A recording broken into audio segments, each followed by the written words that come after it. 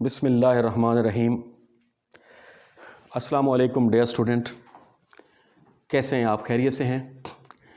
Dear student, جیسا کہ آپ جانتے ہیں کہ ہمارا جو پہلا لیکچر تھا اس میں ہم نے پرچہ اردو کے پیپر پیٹرن کے حوالے سے بات کی تھی، اور آج ہم اپنی درسی کتاب کے پہلے سبق ہجرت نبوی صلی اللہ علیہ وآلہ وسلم کو شروع کرنے جا رہے ہیں۔ تو سب سے پہلے میں آپ کو بتاتا چلوں کہ ہجرت نبوی صلی اللہ علیہ وآلہ وسلم کا جو سبق ہے اس کو لکھا ہے شبلی نعمانی نے۔ شبلی نعمانی ایک مشہور عالم دین، شاعر اور ادیب ہیں۔ شبلی نعمانی 1857 میں بھارت کے ضلع اعظم گڑھ میں پیدا ہوئے۔ آپ کے والد شیخ حبیب اللہ ایک وکیل تھے، اور آپ کا شمار اردو کے بڑے نثر نگاروں میں ہوتا ہے۔ 1914 میں آپ اس جہان فانی سے رخصت ہوئے۔ آپ کی کتاب سیرت النبی سے ہجرت نبوی کے عنوان سے چند واقعات اور حالات اس سبق کا بنیادی حصہ ہیں۔ چونکہ ہمارا سبق جو ہے حضرت محمد صلی اللہ علیہ وآلہ وسلم کی ذات کے حوالے سے ہے، کہ ہجرت کے حوالے سے ہے، تو ایک خوبصورت شعر آپ کی نظر کہ میں فقط خاک ہوں مگر نام محمد سے ہے نسبت میری۔ میں فقط خاک ہوں مگر نام محمد سے ہے نسبت میری، بس یہی ایک رشتہ ہے جو میری اوقات بدل دیتا ہے۔ ڈیئر اسٹوڈنٹ، عام طور پر آپ نے دیکھا ہوگا کہ ہم جو خلاصہ پیش کرتے ہیں وہ عموماً تسلسل کے ساتھ ہم بیان کرتے ہیں۔ میں آپ کو خلاصہ جو پیش کرنے جا رہا ہوں، میں آپ کے لیے ایک ایسا طریقہ انٹروڈیوس کروا رہا ہوں کہ جس میں آپ کو زیادہ رٹا نہ لگانا پڑے۔ میں نے آپ کے سبق کے چند اہم پیراگراف میں سے ان کے نکات بنائے ہیں، ان کے پوائنٹس بنائے ہیں، اور وہ پوائنٹس میں بورڈ پہ لکھوں گا، اور اس کے بعد ان پر ہلکی پھلکی ڈسکس کروں گا، اور اس کے بعد جب یہ پوائنٹس مکمل ہو جائیں گے تو آپ ان پوائنٹس کو پیراگراف کی شکل میں لکھیں گے، تو اس طرح آپ کے سبق کا جو خلاصہ ہے وہ تکمیل ہو جائے گی۔ پہلا جو ہمارا ہے وہ ہے دعوت حق۔ دعوت حق، جیسا کہ سبق سے ہی اندازہ ہوتا ہوگا آپ کو کہ ہجرت نبوی حضرت محمد صلی اللہ علیہ وآلہ وسلم کی مکہ سے مدینہ کی طرف ہجرت، تو جیسے ہی مکہ میں دعوت حق کا پیغام پھیلا تو مکہ کے بہت سارے جو لوگ تھے وہ آپ کے دشمن بن گئے، اور ہر طرف سے تلوار کی جنگاریں، ظلم و ستم کا جو سماں تھا وہ پیدا ہو گیا۔ تو پھر رسول اکرم صلی اللہ علیہ وآلہ وسلم نے اپنے صحابہ کو فرمایا کہ بھائی آپ مکہ سے مدینہ کی طرف ہجرت کریں۔ اس کے بعد دوسرے نمبر پہ ہم بات کریں گے نبوت کا 13واں سال۔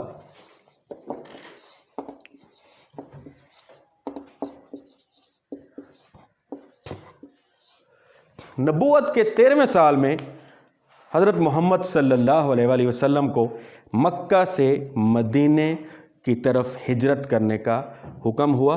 وحی کے ذریعے اللہ تعالیٰ نے ان کو حکم دیا کہ آپ مکہ سے مدینہ کی طرف ہجرت کریں۔ بہت سارے لوگ پہلے ہی مکہ سے مدینہ کی طرف ہجرت فرما چکے تھے۔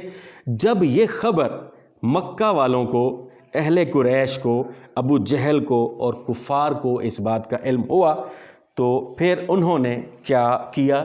تیسرے نمبر پہ ہم بات کریں گے مختلف آراء۔ اس پوائنٹ میں ہم ڈسکس کریں گے کہ جب انہیں پتہ چل گیا کہ مکہ سے مدینے کی طرف ہجرت کا جو پروگرام ہے اس کو حتمی شکل دی جا رہی ہے، تو اہل قریش اور بنو ہاشم اور ابو جہل نے تمام قبائل کو اکٹھا کیا۔ وہ تمام قبائل ایک جگہ پہ اکٹھے ہوئے، تو پھر ابو جہل نے کہا کہ بھائی اب مشورے دو کہ اب ہم اس کو کس طرح جو ہے دعوت حق کو اور رسول اکرم صلی اللہ علیہ وآلہ وسلم کے دین کی تبلیغ کو ختم کریں۔ تو ان میں سے ایک سردار نے کہا کہ ہم ایسا کرتے ہیں کہ رسول اکرم صلی اللہ علیہ وآلہ وسلم کے پاؤں میں زنجیر ڈال کر انہیں بند کر دیتے ہیں۔ تو کسی نے مشورہ دیا کہ رسول اکرم صلی اللہ علیہ وآلہ وسلم کو جلا وطن کر دیتے ہیں، لیکن ابو جہل نے فرمایا کہ نہیں، ایسا نہیں، ہم میں سے ہر آدمی جو ہے اپنے اپنے قبائل میں سے ایک آدمی دے گا، ایک آدمی کا انتخاب کرے گا، تو اس سے یہ ہوگا کہ ایک مکمل گروہ بن جائے گا، اور پھر وہ جو گروہ ہے وہ مل کر کیا کرے گا، رسول اکرم صلی اللہ علیہ وآلہ وسلم پر حملہ کرے گا، اور اس طرح ہم ان کو قتل کر دیں گے، اور یہ جو قتل ہے یہ تمام قبائل میں تقسیم ہو جائے گا۔ نمبر 4، عداوت۔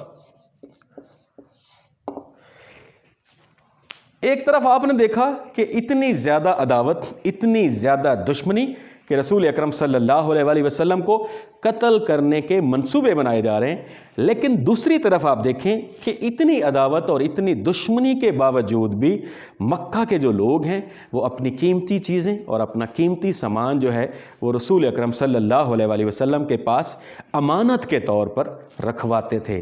اس کے بعد کیا ہوا؟ نمبر 5، گھر کا محاصرہ۔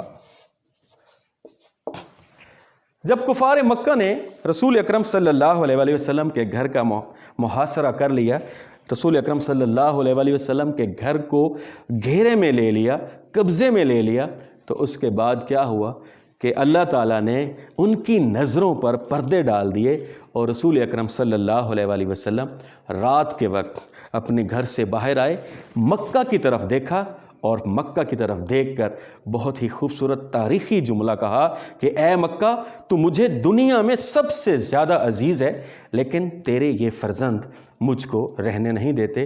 اور اس کے بعد آپ صلی اللہ علیہ وآلہ وسلم ہجرت کے لیے روانہ ہوئے۔ اس کے بعد ہم بات کرتے ہیں حضرت ابوبکر صدیق رضی اللہ تعالیٰ عنہ کے خدمات کے حوالے سے، کہ جب ہجرت کا یہ سفر شروع ہوا تو حضرت ابوبکر صدیق رضی اللہ تعالیٰ عنہ آپ کے ساتھ تھے۔ آپ غار ثور میں 3 دن تک رہے، اور ان 3 دنوں میں حضرت ابوبکر صدیق رضی اللہ تعالیٰ عنہ کا بیٹا عبداللہ صبح سے لے کر شام تک جو کفار کے منصوبے تھے، جو ان کے پروگرام تھے، ان سے آگاہ کرتا، اور آپ کی بیٹی حضرت آسمہ رضی اللہ تعالیٰ عنہ ہر روز شام کو کھانا لے کر آتی، اور آپ کا ایک غلام تھا جو صبح سے لے کر شام تک بکریاں چراتا، اور شام کو بکریوں کا دودھ جو ہے وہ غار میں لے کے آتا۔ اور اس کے بعد حضرت علی کی گرفتاری۔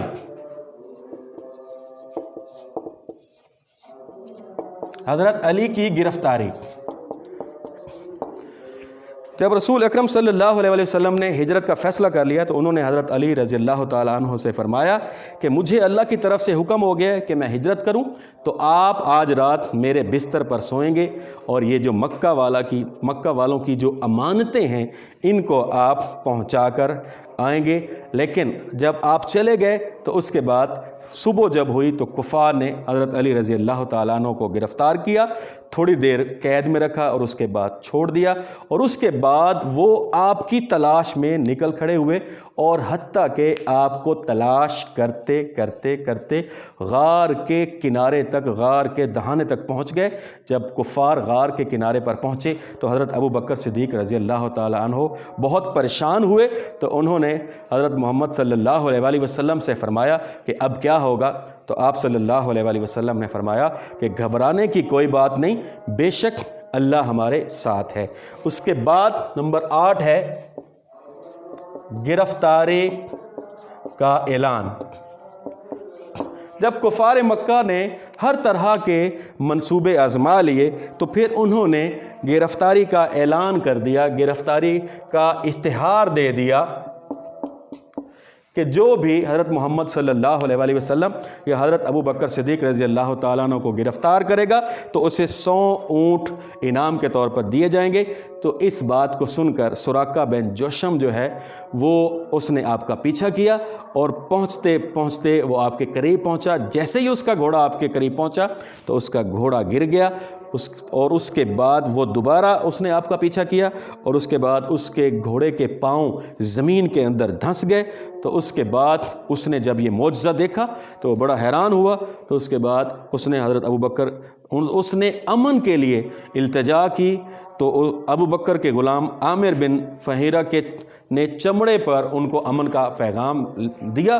اور اس کے بعد نمبر 9 پہ پوائنٹ ہے مدینہ تشریف آوری کی خبر.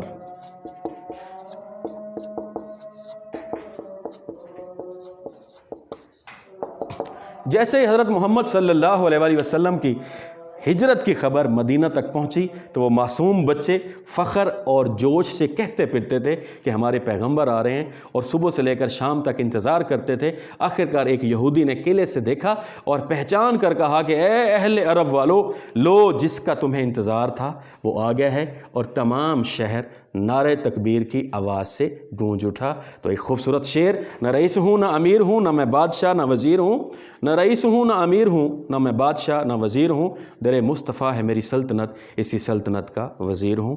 شکریہ. اللہ حافظ.